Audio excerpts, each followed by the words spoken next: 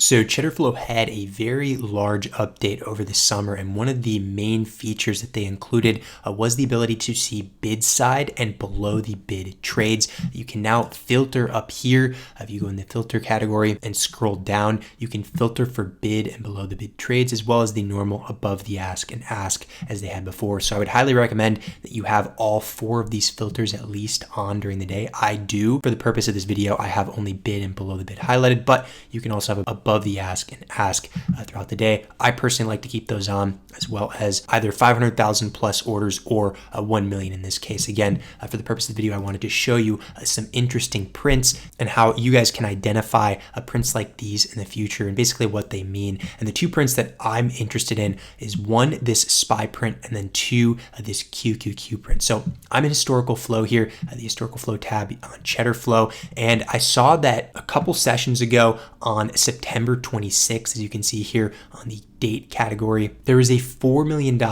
put print that was below the bid, and then there also was a $1.6 million put print below the bid. So puts characteristically you would think would be bearish, because if you buy a put, generally your expectation is that that security will go down over time, and then the opposite for a call, you'd want to see upside. But in this case, because both of these prints were below the bid, that means that this trader was selling these contracts, and not only were they selling the contracts, they were selling them to open. As you can see here, it's an opening order as highlighted on Cheddarflow. And what that means is that the trader wasn't closing a position, because they may have bought a put earlier in the week or last month, and then in order to get out of it, you'd either see a bid or below the bid print, so they could take either their gain or loss on those contracts. But in this case, they did not have an existing position. The reason why we know that is because volume of the overall size of those contracts was over the existing open interest. Open interest basically shows you how many contracts are being held going into that trading day. In this case, for this specific contract on SPY, it was 4,694 contracts. And over here again, you can see 9,501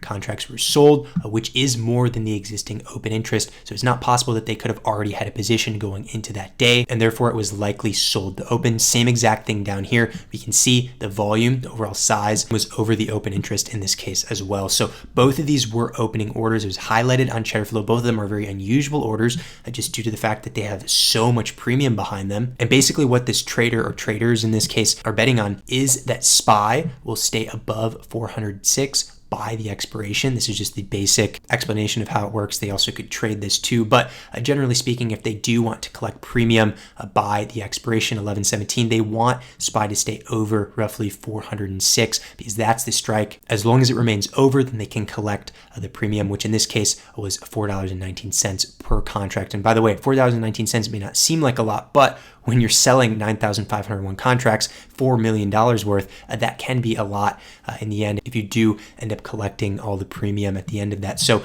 406 here is their strike. And I want to go over to SPY's chart, because they got this on 9/26. So that was again last week. And you can see over here something interesting. At 9/26, we saw a dip into end of day.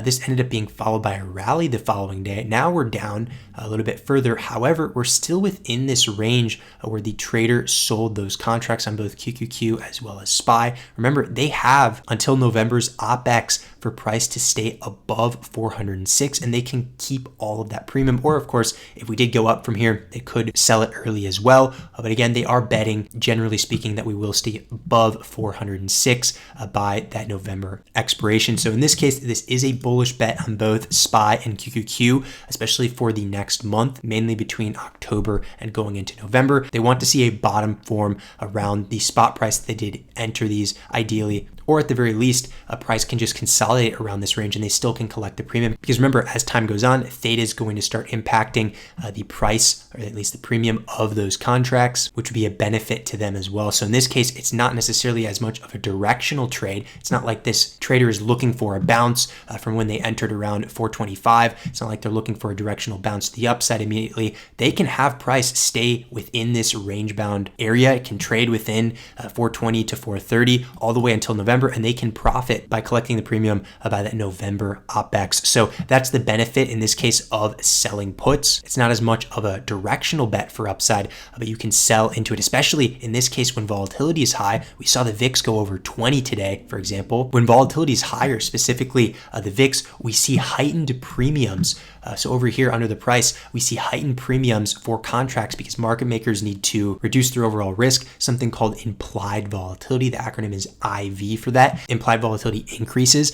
So generally the tickers that have a lot of volatility, the IV is baked into those contracts. So something like Tesla, you have to pay a higher premium because we know Tesla, especially over the course of the last couple of years, has been a very volatile ticker. So you're paying a premium just to hold those contracts versus something that's been stagnant, especially as of recently. The volatility is just a lot lower on that. And also one last tip, when you are looking at orders, not necessarily for these two here, but you can look at the order details. And if you see multiple sweepers, especially the bid or below the bid for puts, and you go down to implied volatility, you can see, or generally you'll want to see as a confirmation signal, the implied volatility drop on those orders. That's a key sign that the traders are indeed selling to open because there's reduced risk overall. So if you see a lot of sweep orders hitting the tape that are below or at the bid on a certain ticker, and you're not sure if they are being sold to open because you can't tell just based on the volume to open interest, you can also look at IV as well, and that can provide a glimpse on what the trader is doing. So hopefully this video helped you. Just wanted to